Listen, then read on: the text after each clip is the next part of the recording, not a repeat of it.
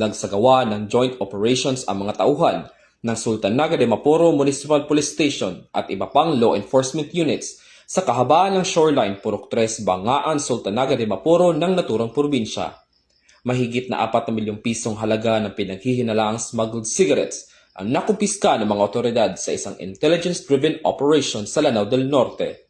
6 na individual rin ang naaresto sa operasyon na kinilala sina alias Rashid, 22 anyos, alias Rian, 26 anyos, alias Abdul na driver or operator na 40 anyos, alias Sami, 23 anyos, alias Noy, 20 anyos na pawang residente ng Barangay Kawit, Pagadian City, at alias Ray na taga-Barangay Dablistone, Sultanaga de Maporo, Lanao del Norte. Sa operasyon, na-intercept ng mga otoridad ang isang asul na motorized boat na nagkakahalaga ng 350,000 pesos at 101 cases ng Platinum brand cigarettes na may kabuuang tinatayang halaga na 4.04 million pesos.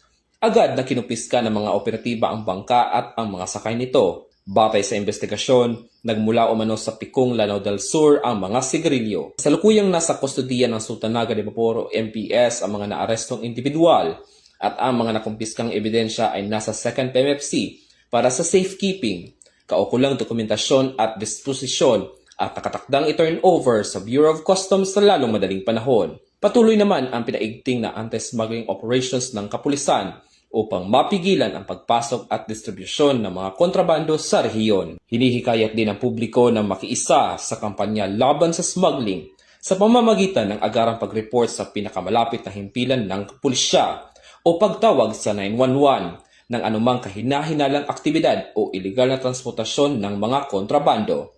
Ito ang bagong PNP para sa bagong Pilipinas. Serbisyong mabilis, tapat at nararamdaman. Mula dito sa Lanao del Norte Police Official Office, ako yung PNN Correspondent, Patrolman Kim Luna, alagad na batas, tagataguyod ng Balitang Pulis.